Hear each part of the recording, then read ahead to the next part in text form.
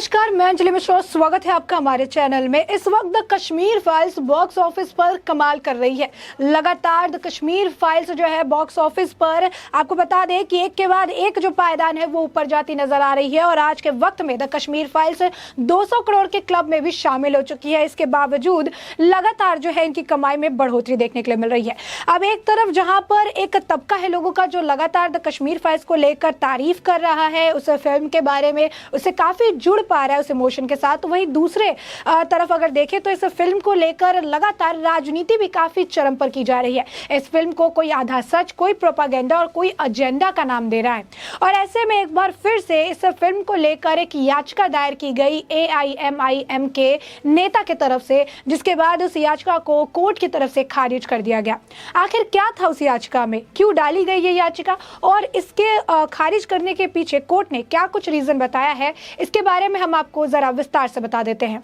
आपको बता दें कि AIMIM के पार्टी के सदस्य मोहम्मद समीउल्लाह कुरैशी द्वारा एक याचिका दायर की गई तेलंगाना हाई कोर्ट में, जिसमें यह कहा गया कि इस फिल्म में जो कई सारी सीन दिखाई गई है वो विवादास्पद है, यानी कंट्रोवर्शियल है और उस सीन को हटा देना चाहिए। और इसे लेकर कोर्ट ने साफ तौर पर यह कह दिया कि इसमें किसी तरीके की हस्तक्षेप जो है वो कोर्ट नहीं करेगा, क्योंकि इस फिल्म को लेकर सेंसर बोर्ड की तरफ से इसे पास कर दिया गया है और मुंबई हाई कोर्ट में भी इसी तरीके से एक याचिका डाली गई थी फिल्म के रिलीज को लेकर और उसे भी खारिज कर दिया गया था। और इसीलिए तेलंगाना हाई कोर्ट ने भी इस याचिका में हस्तक्षेप करने से इनकार कर दिया, जिसमें द कश्मीर फाइल्स के जो फिल्म निर्माता है और उस फिल्म को कुछ विवादास्पद सीन को हटाने को लेकर कहा जा रहा था और यह घोषित करने का निर्देश देने का आग्रह किया जा रहा था कि फिल्म एक तरफा है और जमीनी हकीकत से काफी दूर है। बता दें कि इस तरीके की जो बातें हैं फिल्म को लेकर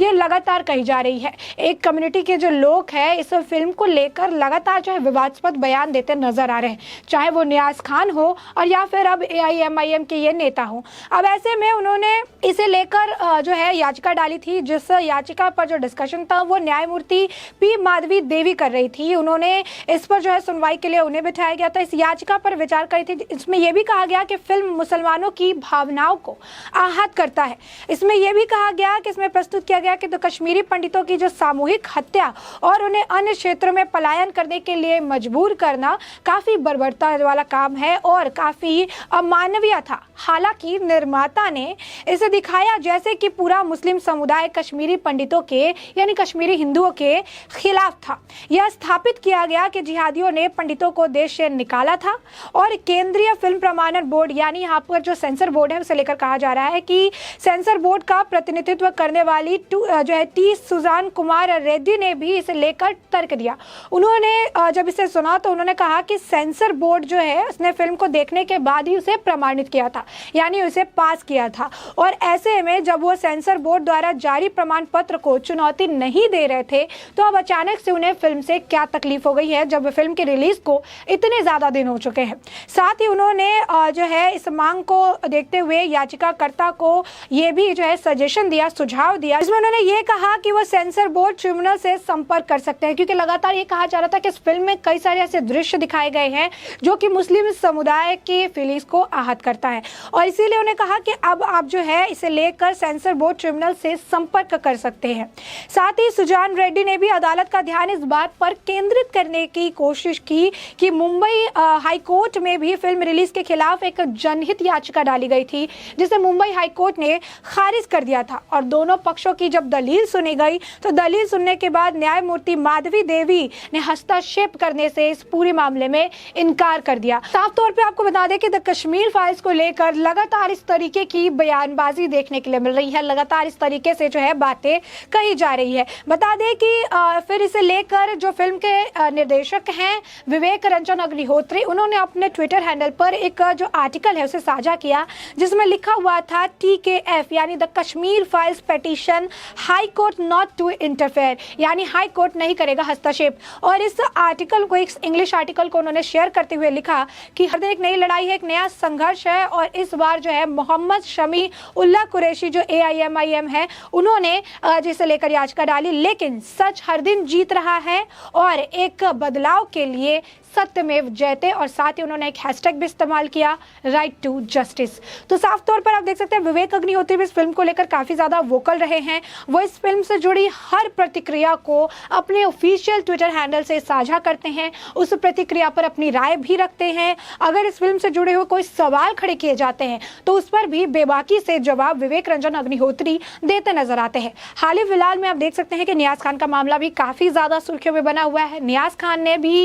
इस पूरे मुद्दे को लेकर सवाल खड़े किए थे। उन्होंने कहा था कि इतनी कमाई हो चुकी है फिल्म के, इस फिल्म के पैसे को कश्मीरी पंडितों के विस्थापन के लिए इस्तेमाल कर देना चाहिए, और बहुत सारी जो सवाल उन्होंने खड़े किए थे उस पर भी विवेक रंजन अग्निहोत्री ने तुरंत जवाब देते हुए कहा कि हम आ रहे हैं, आप एक अपॉइंटमेंट सेट करिए, इस पर लेकर हम बात करते हैं कि किस तरीके से आगे इस फंड का इस्तेमाल किया जा सकता है। तो आप देख सकते हैं कि यहाँ पर जो है इस फिल्म को लेकर राजनीति किस हद तक की जा रही है। एक कम्युनिटी जो खुद इस फिल्म को लेकर इस तरीके का कोई बयान नहीं दे रहा है, लेकिन उस कम्युनिटी को रिप्रेजेंट करने वाले जो लोग हैं, उस कम्युनिटी को जो है सामने, जिनको उन कम्युनिटी की बातों को रखने वाले जो नेता है, वरिष्ठ नेता है, वो इस फिल्म को लेकर आपत्ति जता रहे हैं। और ये पहली बार नहीं है, इससे पहले भी बदरुद्दीन जो थे, एक सांसद थे, उन्होंने भी इस फिल्म पर रोक लगाने की मांग की थी, क्योंकि उनका मानना था कि यह फिल्म नफरत परोस रही है, यह फिल्म नफरत दिखा रही है, जबकि यह फिल्म 30 साल से दबाए गए सच्चाई को सामने रखी गई है। इस फिल्म को बड़े पर्दे पर लाने की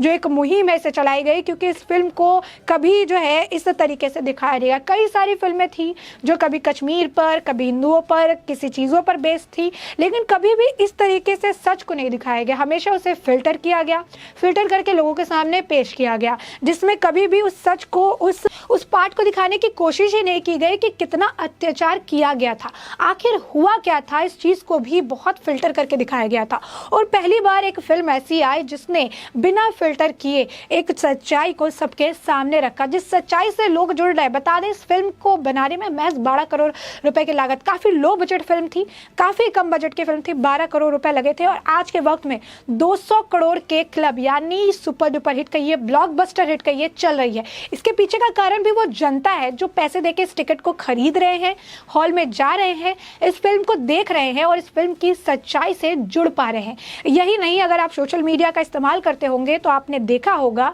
कि उस फिल्म में दिखाए गए कई सीन से जुड़े हुए लोग आज सामने आए हैं, और इस फिल्म के हर सीन को लेकर जो है उससे जुड़े हुए लोग आ जाके जब उस फिल्म को देखते हैं तो उनकी वीडियो भी सामने आती है। हाल ही फिलहाल में जब फिल्म अगर आपने देखी हो तो स्टार्ट में एक बच्चा दिखाया जाता है, जिस बच्चे को सिर्फ सचिन तेंदुलकर अच्छे शॉट्स मार रहा है, उसे लेकर जब वो तारीफ करता है तो उसकी पिटाई की जाती है।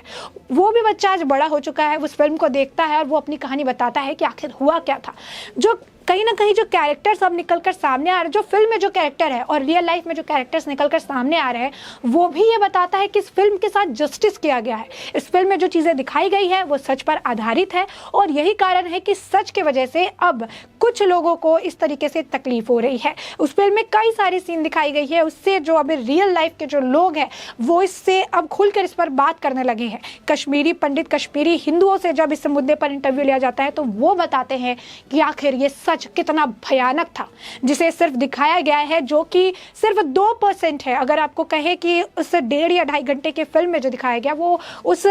जो उन्होंने फील की, जो उन्होंने सफ़र किया, उसका महज 2% है। और उस 2% को देख के, सच को जानकर इस तरीके की बौखलाहट है लोगों में कि किसी सीन को काटने की बात की जा रही है, किसी सीन को हटाने की बात की जा रही है, इस फिल्म पर एक्शन लेने की बात की जा रही है। भले एक कम्युनिटी के लोग इस फिल्म को लेकर कुछ ना कहे, लेकिन इस कम्युनिटी को रिप्रेजेंट करने वाले लोग लगातार उस कम्युनिटी और दूसरी कम्युनिटी के बीच में रिफ्ट बनाने की कोशिश कर रहे हैं, दरार पैदा करने की कोशिश कर रहे हैं, ये कह के कि एक पर्टिकुलर कम्युनिटी के लोगों को जो है टारगेट किया जा रहा है। और यही बात जो है कहीं ना कहीं बताती है कि एक सच को लेकर किस हद तक राजनीति की जा सकती है। लेकिन जहाँ तक विवेक अग्निहोत्री ने भी कहा कि हर दिन एक नई लड़ाई है, नया संघर्ष है, और इस बार ये संघर्ष मोहम्मद शमी उल्लाह कुरैशी के तरफ से जो है जारी किया गया, जहाँ पर उन्होंने इस तरीके से याचिका डाली। लेकिन सच हर दिन जीत रहा है और जीतता रहेगा, और एक बदलाव के लिए जीतता रहेगा। और इसी के साथ हम आपको बस यही कहेंगे कि आपने ये पूरा मुद्दा जाना कि ये पूरा मुद्दा क्या है, किस तरीके से